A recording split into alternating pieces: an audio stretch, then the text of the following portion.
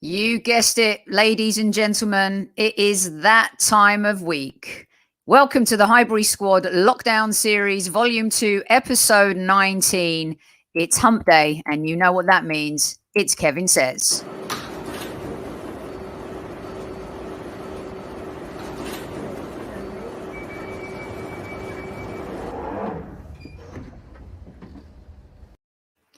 Welcome back, everybody, to the show. Thank you again for joining us. And thanks to everyone who joined us last night on the post-game show after the Wolves debacle. In the house, the legend himself, Super Kevin Campbell. Well, how are you and how is everybody in chat? I hope you're all well. I hope you're happy. Obviously not too happy after yesterday, but I hope you're starting to get over it. Yeah, well, I think my blood's still boiling a bit, but we'll get to some of that. But this is all about you guys, everyone in chat. Get ready to listen to Kevin's 3 points this week. We're going to start off with one and then talk about it. Then we'll play the second, talk about it, and the third. You guys get the picture. Right. Kev, let's go. Hi, everyone. This is Kev Says 16. And this is obviously after the Wolves game. And I wanted to, now that these questions are in my head, I wanted to make sure I record. This is just after the Highbury Squad. And I want to record the Kev Says questions right now. So, question 1. What's your thoughts on the way Mikel Arteta handled the game, especially with 10 and 9 men? We know that the team played very well first half, but how do you think he managed the game, considering? All right, that's question number 1 from Super Kev. How did Mikel Arteta handle the game? And it's interesting because there are 2 parts to this. There's when we went down to 10 men and he had the opportunity to make adjustments at halftime. And then, of course, going down to 9 men. I mean, in my opinion, there's not much the guy could do. So good evening to everyone in chat. Let's get rolling with your questions on how you think Arteta handled the game, your opinions on how he handled the game, and if you think that he made the wrong or right substitution. So let's see what Victor says here. Question: when will the rest be accountable for their decisions? Okay, this is a little bit goes into it. I'm going to... We could answer that. Yeah, let's do it. Can't we? Okay, No, actually, we can answer that while we're speaking about it, to be honest, because it's all part and parcel. You know, listen, the referee had 3 big decisions to make yesterday. Mm-hmm. One was the Saka penalty. That was number 1, Sophie. Number 2 was obviously the sending offs. And the third one was the Leno sending off. 3 big decisions. And every single decision went against us. Yep, it did. Let's go to James. Here we go. The team were brilliant before the red card. He got it all wrong taking Laka off. Should have been ESR. He sacrificed a win straight away, taking off our only striker. No shot second half shows. I said on a podcast earlier this morning, Kev, that I thought that he made the sub coming out to play for a draw with 10 men. Maybe that's right. Maybe that's wrong. What's your take on what James is saying? I disagree. Like I disagreed last night with you, Sophie. I just thought that he believed Arsenal had a better chance with more legs in the midfield. And it was always going to be, Wolves were going to be able to control the possession. But when Arsenal won it back, they were going to need legs to be able to break up the pitch. So that's what I thought. It's a decision that he had to make. And listen, it's all very well. If Arsenal would have won the game, nobody would have said he made a mistake taking Laka off. But the problem is, as a manager, you have to make the adjustment. And he made the decision. I didn't think it was the wrong decision. I understood what he done. Mm-hmm. And somebody has to be sacrificed, unfortunately. Because if you keep Laka on and you don't get any chances to Laka, You're going to say, so why did we keep Smith Rowe on? Because he can create. Again, there's so many permutations of this, but there was only one decision he had to make, and he made it. Yeah, I think with ESR, people do have a valid point in that he looked gassed, and we'll get to him and, question number 2 in a little bit, the 3. So hold on to that thought. Here's our good friend, the Egyptian Guna podcast. Welcome. I emailed you back, by the way. I disagree with his substitutions, but there's no guarantee it would have resulted in a different outcome. Unfortunately, we just needed a different approach in a very difficult situation. Fair enough, right, Kevin? Yeah, I mean, look, if he would have kept Lacquer on, I wouldn't have beefed that it was the wrong decision. Whatever he done is the right decision because he's the manager. That's all. So I'm not going to second guess him. That's my point. I'm not going to second guess him because he made a decision. Well, someone who second guesses him all the time is Newman. He blames Arteta for the defeat. He fielded a player who has 3 reds and conceded 6 penalties. For me, playing Louise is always a gamble, not concerned with the subs. What do you think about Newman said? Our red cards 9 since Arteta's taken over. We have 6 more than any other team in the Premier League. It is an issue. Is this a little bit unfair? Yeah, I think that's a bit unfair because I didn't hear Newman saying anything against Manchester United or before that when against Southampton. I didn't hear Newman saying anything about David Luiz then. David Luiz was man of the match against Manchester United and he played very well. So we've got the second best defence. Yeah, we've had red cards and all that kind of thing. But unfortunately, this is some of the things that happen when you... Just losing KC for a minute. He'll be right back.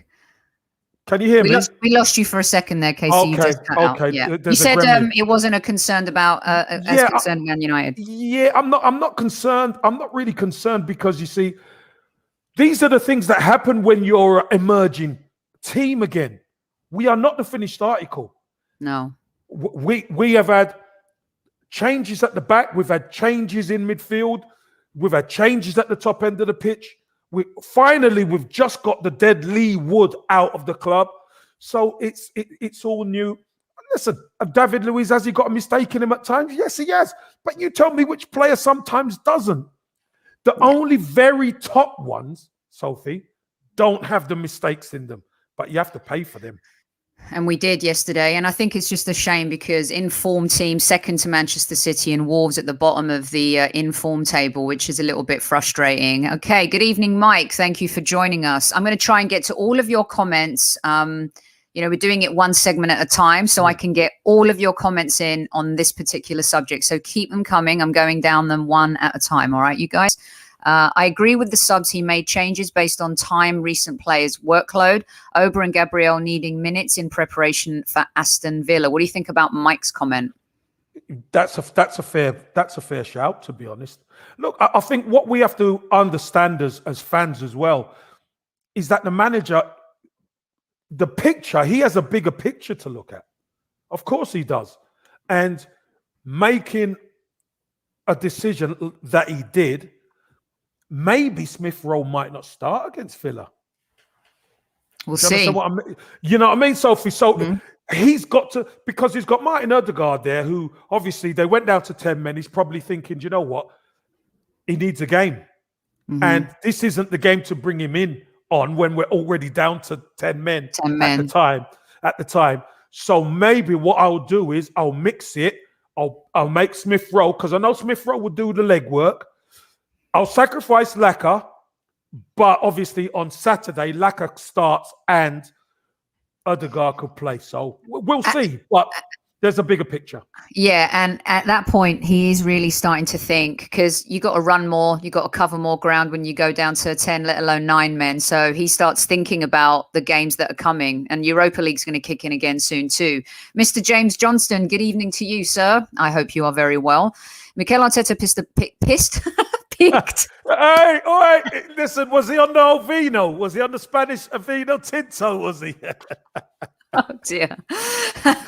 Mikel Arteta picked the best lineup available, and we played 44 minutes of the best football we've played all season, 100%. However, his substitutions were wrong and incorrect. Well, you have to tell us why, James. Why were they wrong and incorrect? Yeah, James, you can't just say that and then all of a sudden you've gone missing. Let's see. Speak up. James, you got to let us know. You got to let us know why. Oh, here we go. Found it. Aubameyang was a massive gamble. He trained once in 15 days. I agree with that. And literally got back from nearly losing his mother. It was a huge risk to bring him on. It did not pay off. Yeah, but he was on the bench. And we're chasing the game. James, what do you want? Well, it's a fair statement when you go through something like that. Then you have to quarantine. It's hard enough in this time. He's not really in form. He's really struggled. I think there's some weight to what James is saying, Kev. Not for me. Listen, he trained. He obviously felt up to being on the bench. How else are we going to get him? How else are we going to get him involved? Because the longer we leave it, it's the more game time he's going to need. I get that. We're going to move through these swiftly because there might be some other. I think we'll come back to Aubameyang at some point, but it just hasn't been that great. And was this the right game to bring him back into, considering the circumstances? Bernadette 68. Good evening, Bernadette. I think he handled it well. Conceding a wonder goal was unavoidable. Well, this is true. If we'd kept it 1-1 for a bit longer, it would have been different. After the second red, not much could be done. Can't argue with that. Bernadette, you got it spot on, to be honest. I think if we could have kept it at 1-1, then obviously the doubt comes into Wolves' head. Mm-hmm. But we couldn't. They scored a worldie, and then we got Leno sent off for crazy moment, and then that's the game really over, we hope, but you can't really do much. He was on such a great run, 5 clean sheets, dealing with the Emmy stuff. He's saved us in so many games. We go on unbeaten run, a lot to do with his clean sheets as well, Kevin. It's just a shame that he had a moment of absolute madness. Rohit Singh, thank you for joining us. Hi, Sophie and Casey. I think the first half we played some brilliant football, some of the most brilliant football this season. I think subs of Oba and Pepe was fine by me. I think Arteta wanted to counter after the red. Do you agree? It seemed to me like he was playing for the draw. Did that smack of wanting to counter? No, counter. Sit back. You have to, because they've got the extra man, Sophie. If you overcommit, and this is why I thought if he played Lacazette stays up the pitch because he's back to goal. He's very good at that. I agree with you on that. But the problem is because there's 2 players who could handle him, he's surrounded. It's difficult to get him the ball because Laka doesn't have the speed to outrun them over the top. So they can go as tight as they like to him, and we find ourselves not getting out, and we're a man light in midfield. But when you play the system that he played, everybody could get back into a system, and then when we win it, we could use the legs to break. Yeah. That was my thinking. Let's go to Pulp Roman. At halftime, I would have taken off Sarr for Gabriel, put in Arteta's defence. I have no idea about squad dynamics such as Laka's fitness. And then just to dovetail that, James said we needed a forward to hold the ball up there. Your thoughts on that? Well, I've answered this a couple of times, isn't it? Laka, we know Laka's the best player who can hold it up. But when you are down to 10 men, it's a lot more difficult to get him the ball because they can just block that because you're so deep. How are you going to get the ball to Laka, who is not a big lad? You understand? So you're going to have to bypass the midfield because you're not just going to have a ball where you win it back and you've got a straight ball into him. You're going to have to knock it. So there's going to be a challenge. And if Laka's going to be challenging, he's not going to win. If he flicks it on, he's flicking it onto nobody. Mm-hmm. Oh, and he's always going to be under challenge. So that's why I thought, because we're so deep, when we win the ball, we can play intricate play to move up the pitch, and we've got the legs to get up. There's a lot of these that have come in on why take Pepe off. Olere B, thank you for joining us. And then Johnny Boy. Good evening, Johnny Boy. We hope you're well. Replacing Pepe confused me. We were all saying he needed to play regularly. Your thoughts, Kevin? Look, everything changes when you go down to 10 men and then 9 men. it's all hands to the pump. And what you've got to try and do, you've got to try and salvage something if you can. With 10 men, you want to stay in the game as long as possible. That's what you want to do. Mm-hmm. But unfortunately, we couldn't. They scored a great goal, which is 2-1, obviously. And then you get to the point where you're saying to yourself, okay, the boys are putting in a shift, but we need a threat. We need another threat, and we need fresh legs. Aubameyang, in his mind, is fresh for the amount of time that he comes on the pitch, and we know if you give Aubameyang a chance, he could take one.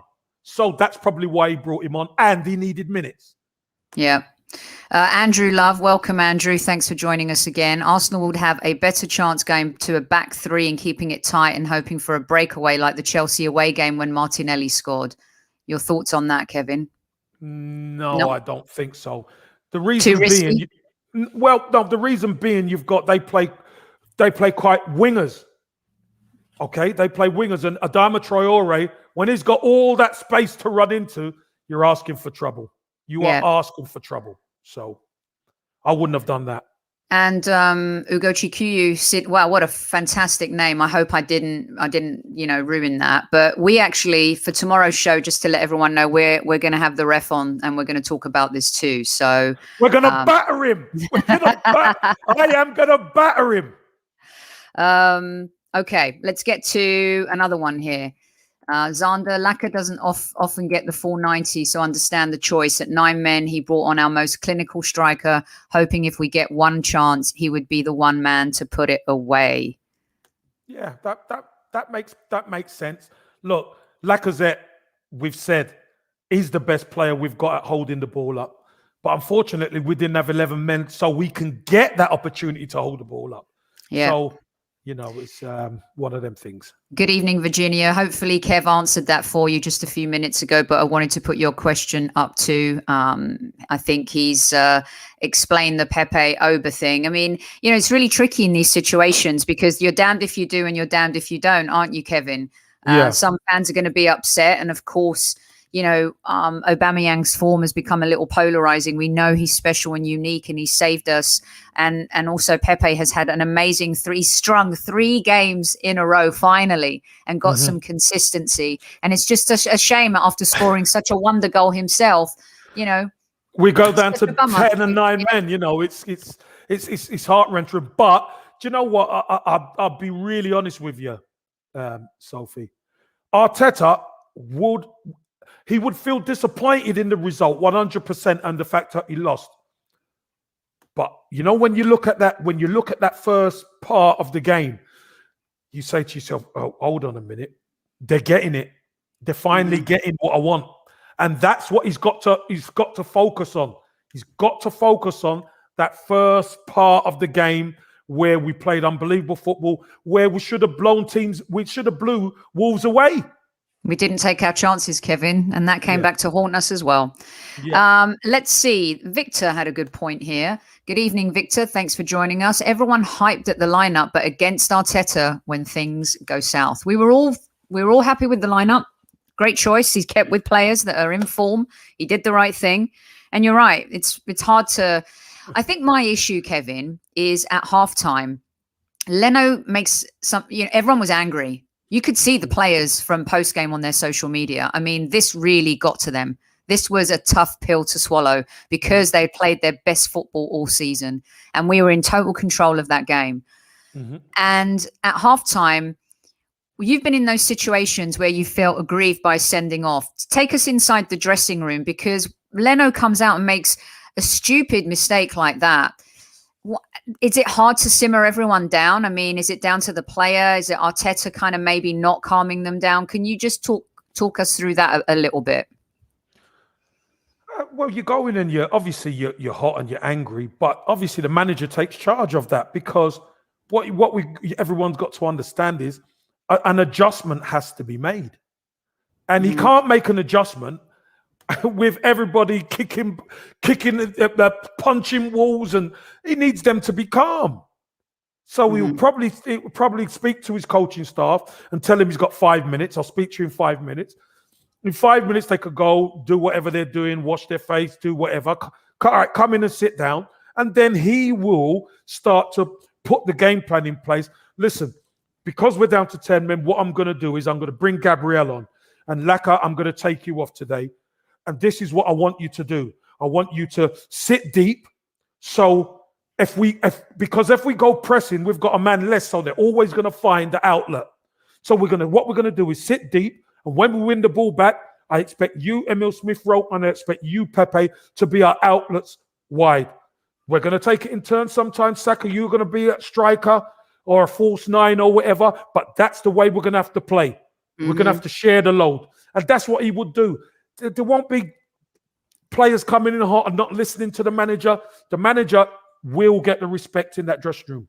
Okay, there's been a couple of points. Wes Bird, thanks so much for joining us. Right, Arteta, the team set up brilliantly prior to the red card. We hadn't been beaten in the league. Our tempo was superb after the red.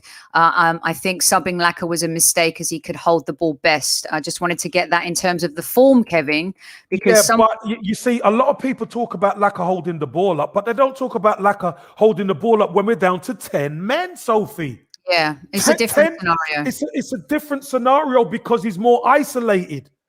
When we've got 11 men, there's people closer to Laka. So it makes a lot more sense for him to be that focal point. But when we're down to 10 men, we don't have the bodies that are close enough to him. So yeah, I get that. It's a difficult one. Sire Amin, thanks for joining us. Progression is important. We're going to wrap this segment up and move on to Kevin's next question in just a second here. But this is important because it plays into what's happened, Kevin. Progression is important for now. Our progression in league from last season with Arteta to this season. He needed to identify the problems. Arsenal still has players that create weak culture. I think we've mostly gotten rid of those players that create the weak culture. I don't think El Nenny's that kind of guy. He's not a troublesome kind of guy. Xhaka isn't. Chambers and players like that, I think, just need to move on now. But what's really important is that fans are seeing that, and we're going to get to that in one of our next segments here. Okay, let's see. The stupidest red. It is the stupidest red. I mean, it was just really just awful, and there's nothing the manager can do about that, Kevin. I mean, he can't. And most people in chat are saying that David Luiz, other than Newman, that he was playing quite well. He had been doing okay. Yeah. The thing is, he never made a mistake on the night. The fact of the matter is, he got caught out of position, which he can do. Rob Holding, I said, was out of position that he couldn't help his mate. And David Luiz was just trying to get back. He never even attempted to make a challenge on the player. But there was a little contact, minimal contact. So fair enough, like I said yesterday, maybe it is a red, but it's not a sending off, Sophie. No chance. It's not a sending off. He doesn't even attempt to challenge the player. But I'm sure we're going to deal with this with that blinking referee tomorrow. I'm not sure where Char Hills... What game? Were you watching a different game to us? We were outnumbered, not outplayed. That's correct, actually. I read that incorrectly. I correct myself. I was like, we were outnumbered and outplayed. Sorry, I didn't get the not part. All right, let's move on to the next subject, Kevin. Here we go, everyone. This is Kevin Says Part 2. Number 2. Do you think Arsenal have turned a corner? Even though we lost, it was a tough loss to take. Do you think Arsenal have turned a corner? Performance-wise, especially. All right, guys, get ready. Get your questions fired in. KC Part 2. Do you think Arsenal have turned a corner? How about I start with something in a nutshell? Mm-hmm. Those first 45 minutes, I was buzzing. I was absolutely buzzing. I thought, wow, where has this Arsenal been all season? But we've had to go through our own progressions, transitions, totally different team now. We're changing the culture of the club and the DNA, not only behind the scenes, but also on the pitch too. Mm-hmm. And I think that first 45 minutes was amazing. KC's going to give us his summary at the end, but let's start getting to some of your points as well. Wayne says definitely from yesterday's performance. Knucklers HB says absolutely yes. JS, Arsenal have definitely turned the corner. The performance in the first half, I don't think you can argue with any of that. Let's see, from Bernadette. I think we did well not to implode last night. When Leno was sent off, I feared the worst. In the past, we may have crumbled. The next game will be a massive test of character for the players. Bernadette's on fire tonight, Kevin.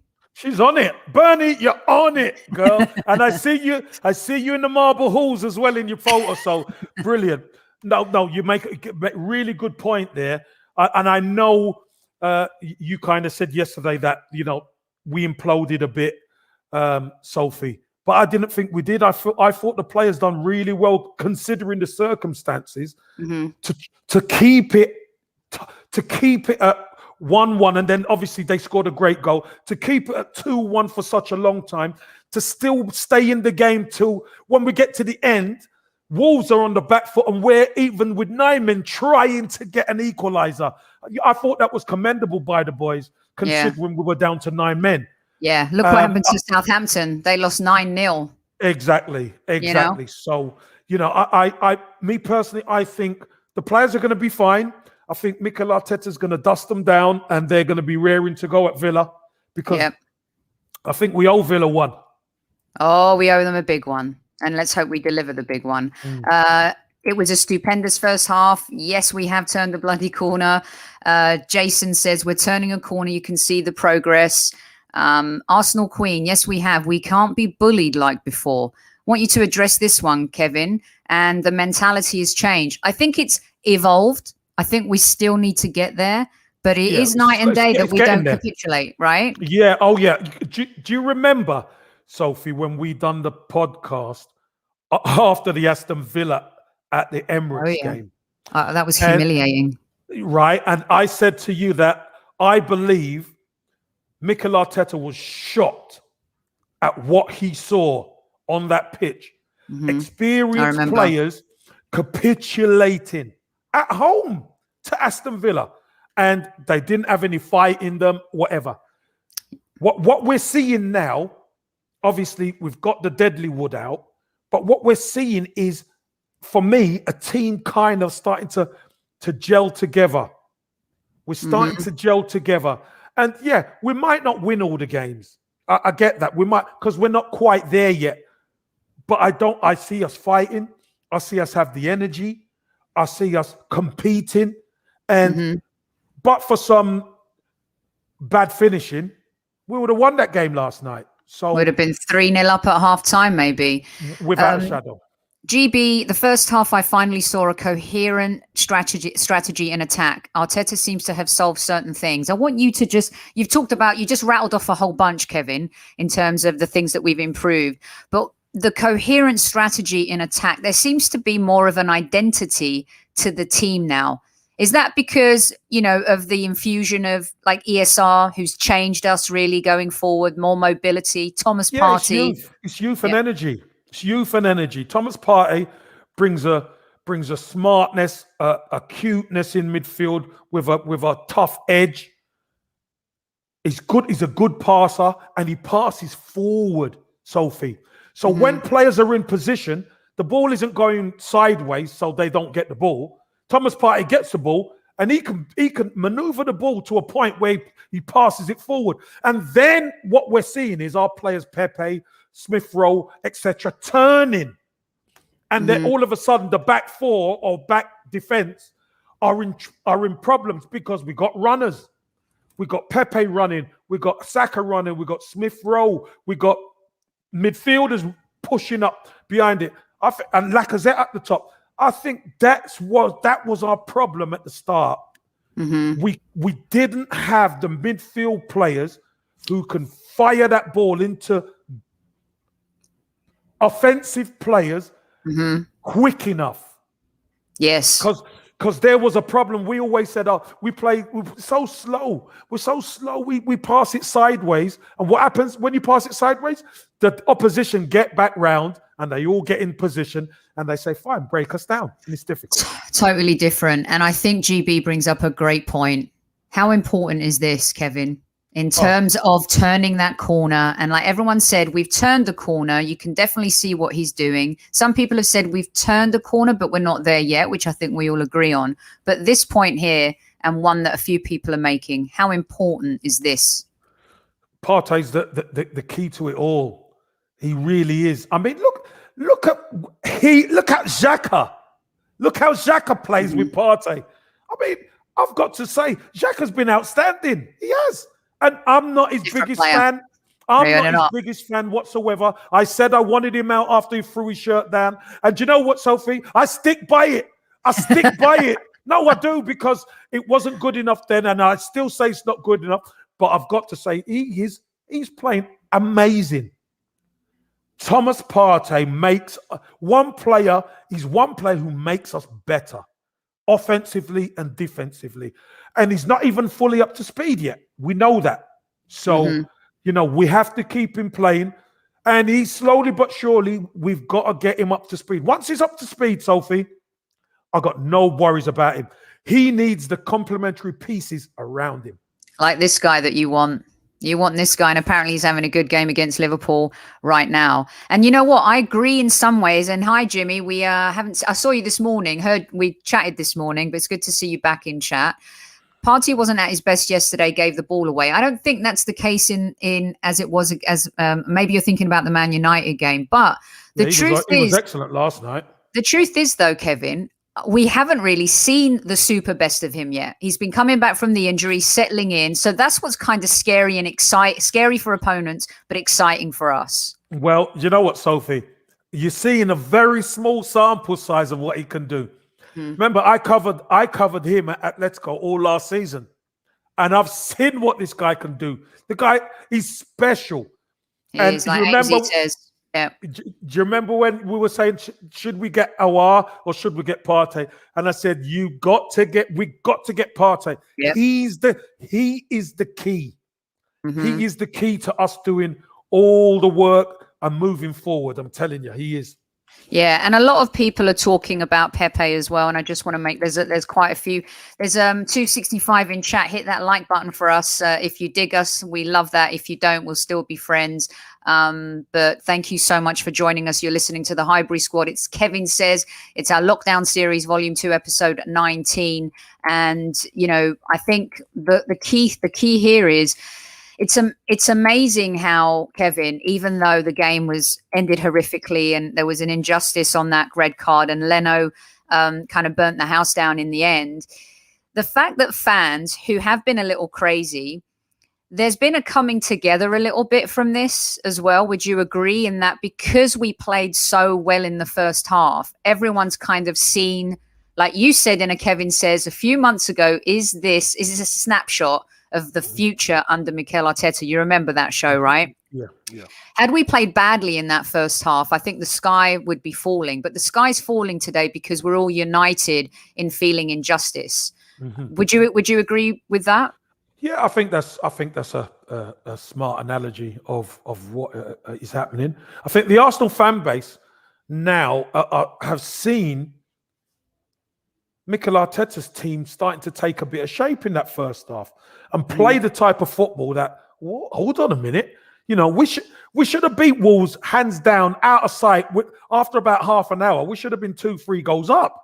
Let's be honest, they weren't in the game. We absolutely took them apart.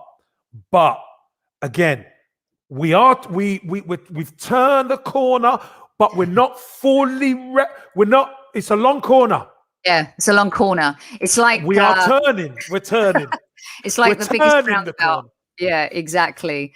Exactly. Okay. Let's see. Let's get to a few more of these comments, and then we'll get to the final one, because the final one I think will definitely get everyone going in terms of how you think we should set up for our next game. Defensively, we look better. The defense was split for that penalty. Let's be honest, right, Kevin? Rob Holding, maybe. I think his positioning was a little off as much as David Luiz. They were split. I mean, these things happen in football. Rob Holding, I'm not going to kill him either because he's improved and he's been a lot better as well. Yeah. So, yeah, and the fact is, you see, Sophie. Here's my point. The fact David Luiz was caught up the pitch. When that ball gets played to the striker, Rob Holding's the next one who's got to be there. He shouldn't be running into our box unchallenged, straight. Do you understand what I mean? Yeah. Rob Holding should be coming across to make the challenge, so he's under pressure. So then David Luiz won't have to make it back from there to challenge him. Yep.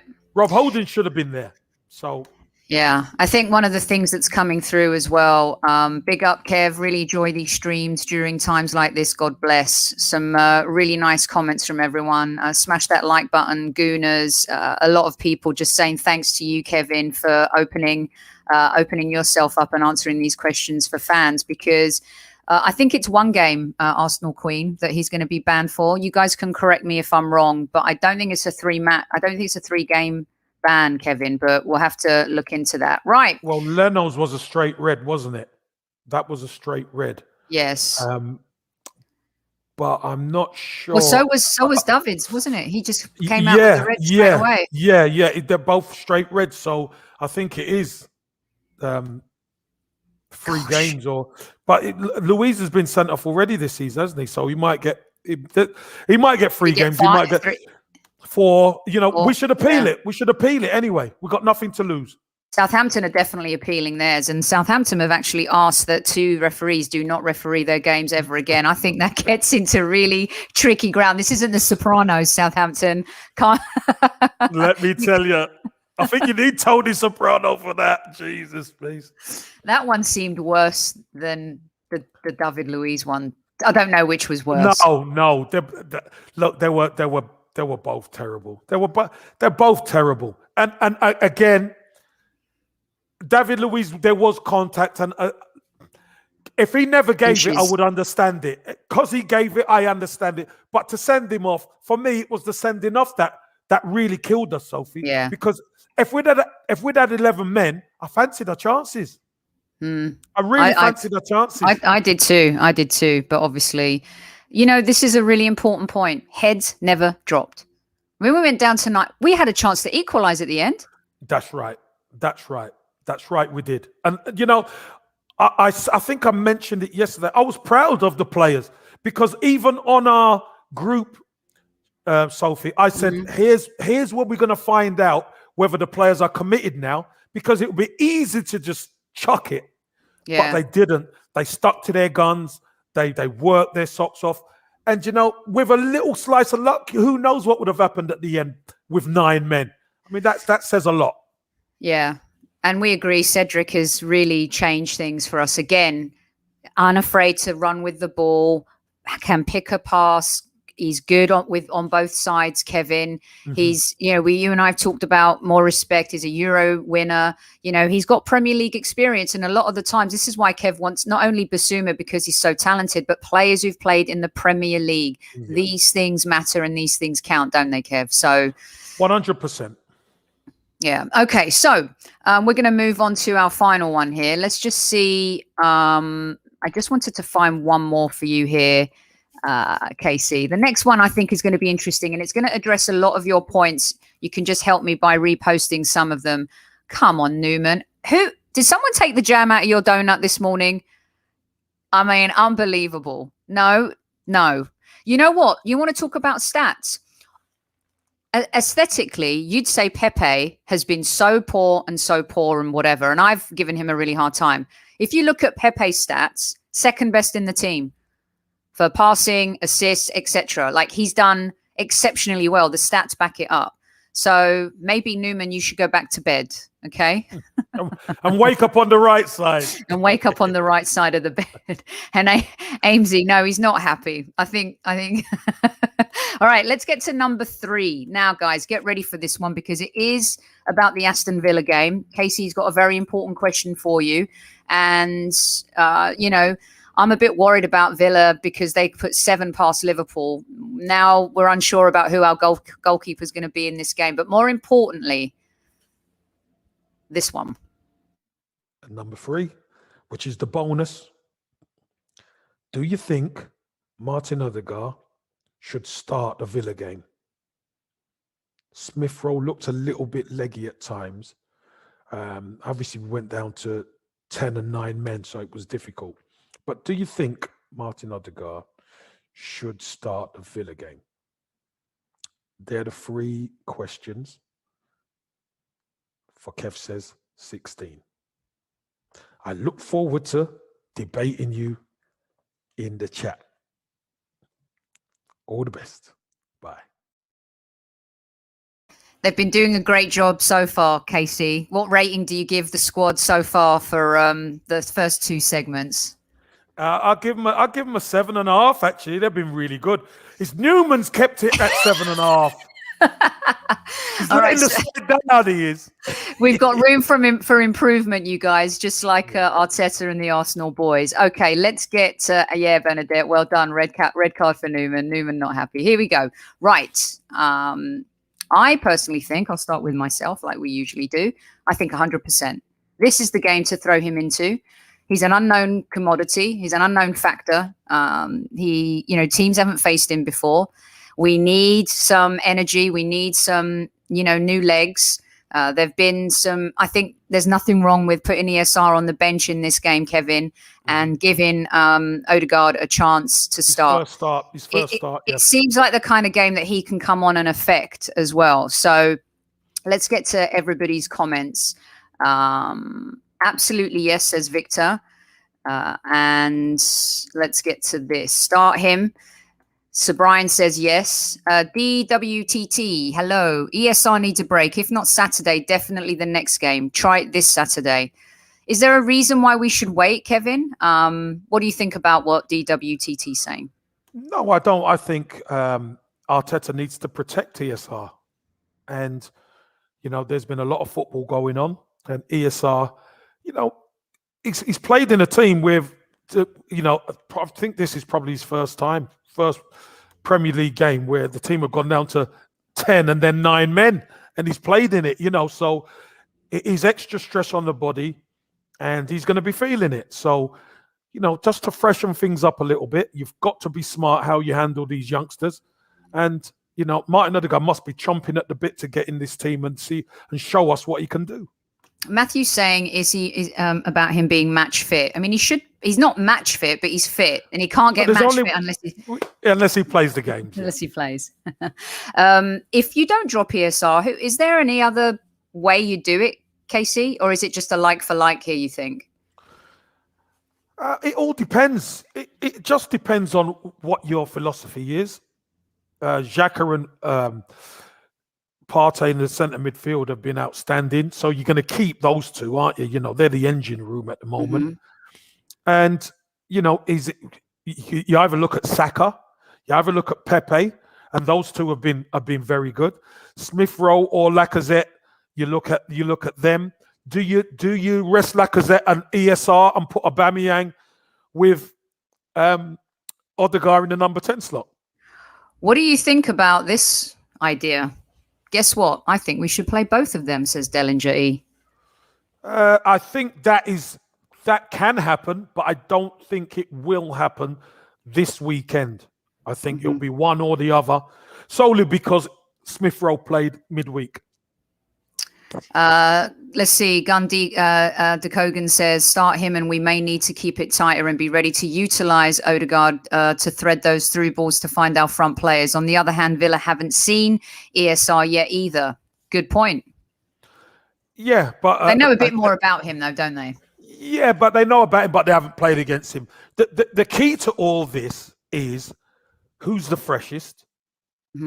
And when we create our chances, we need to take them. That's for sure. Because no disrespect, but both of these players will create opportunities or will be part of moves that will create opportunities. When we get our chances, we have to take them. Because if we take them, then that puts pressure on Villa to open up. And then we have more space. So it's going to be interesting to see what Arteta does. Good evening, Mr. Waffles. You're making me hungry. I'd bring him on as a sub. Don't want to go too fast. There's a big difference between La Liga and PL. And it's not like, well, to be fair, Real Sociedad, when you saw him play before lockdown, he was one of the best players in the league, wasn't he, Kevin? He was up there. I think he was up there behind Messi, Benzema, and him.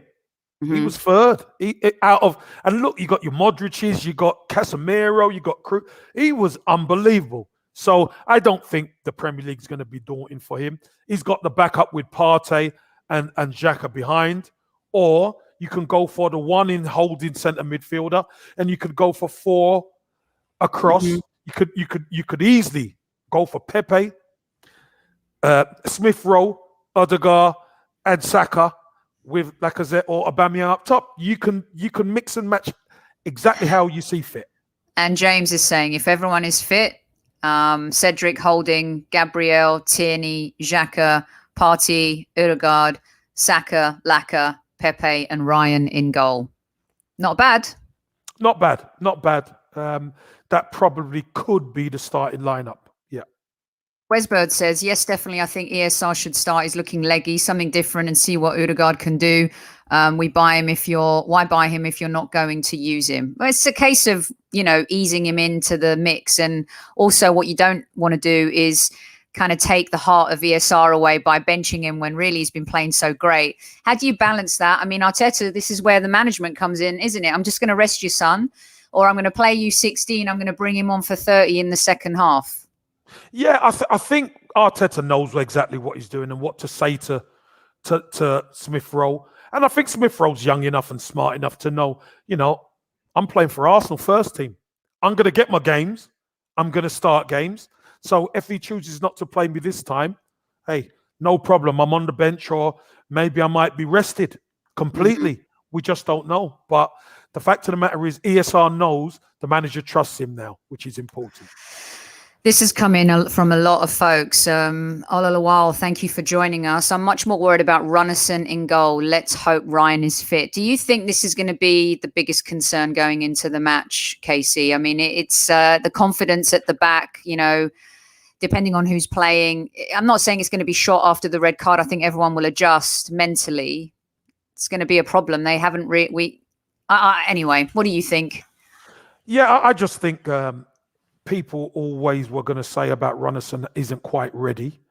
And I think Ryan will be fit. That's why he probably wasn't rushed to try and get in for this game, so he can be fit for the Aston Villa game. That would be really important. So with a bit of luck, Ryan will be fit and Runnison will be on the bench. So 2 for you as well. I know we're moving off the Ødegaard, but there's some other questions that are coming in because a lot of people want to see him play, Kevin. They want to see him play. If he doesn't start, they want to see him get more than like 15 minutes in the second half, right? But here's one for you. Absolutely no on this one, right? He's got to be on the bench at all costs. Agree? I think he will be on the bench. I think William will be on the bench, yeah. Would you start Oba? I mean, it all depends how Lacazette is. I think if we're going to play Oba's going to play down the middle. Because obviously Pepe's been doing really well, hasn't he? Yes. I think it would be terrible to drop Pepe. I can't see him dropping Pepe. Not after scoring that great goal as well. Yeah. I don't see him dropping him. Yeah. Okay. Let's see. What else have we got? If Tierney's fit, do you start him, Kevin? Yeah, without a shadow of a doubt, you do start Tierney if he's fit. Do you start Cedric or Bellerin at right back? Well, I thought Bellerin done okay. If it was my choice, I'd start Cedric. But probably both have played as many games as each other. Probably Cedric's played more games of late than Bellerin, so maybe it's time for Cedric to have a rest. Right.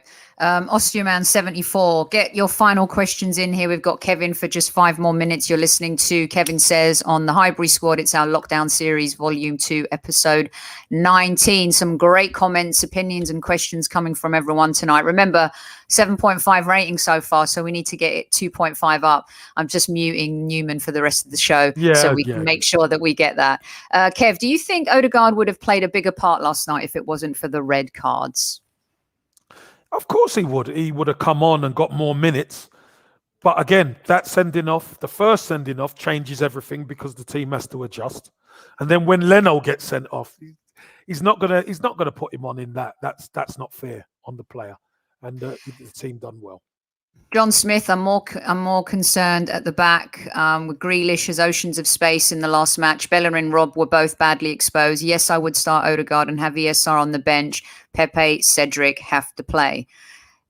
As I said, a lot of people want to see Cedric start if Tierney's fit on that right side. And most people, Kevin, want to see Ødegaard play. And some people think it would be not only unfair to drop Pepe, but it would also, Mohamed thinks it would be cruel to drop Cedric now. Yeah, it makes sense. It does. It makes sense. But again, you know, it's a squad and it's a rotation. And unfortunately, Cedric, maybe because he can play well at both right back and left back, he's played most of the games. He's played in the FA Cup. He's played all these games. And not to say that he's moaning, because there was times, a long spell of times where he wasn't in the team. Mm-hmm. So, you know, he's just starting to find his feet again now. He won't want to be dropped. But if Tierney comes back, I think he can move back to the right. Cool. A 300 plus strong crowd in chat right now. Hit that like button for us. We're just here for a few more minutes. Johnny boy, there's going to be no Sophie time. Watch me get this in under 1 hour tonight. It's going to be amazing. Absolutely amazing. Will there be Sophie time, everybody? Will there? How about you give us it's the last few minutes of the show. Brilliant comments from everybody. I hate 4:30 a.m. kickoffs. I mean, I also don't like us playing at that noon kickoff time. It just seems like we never really kind of wake up. But let's hope that changes. Kevin, why don't you give us your assessment of your 3 questions? Yeah, my assessment is I thought Mikel Arteta he really handled the game pretty well after the injustice of the sending off. Obviously, there's a decision that had to be made. Some agree, some don't, which is fine. But we were still in the game. And we were still in the game right up to the end, so we couldn't have got it all wrong. You know, you do have to box a bit clever when you get a man sent off. And then obviously getting Leno sent off as well makes life so much more difficult. But we adjusted again, and it weren't as if we were getting murdered or anything like that. You know, they had a couple of chances. Runnison made a couple of good saves, which you're going to get.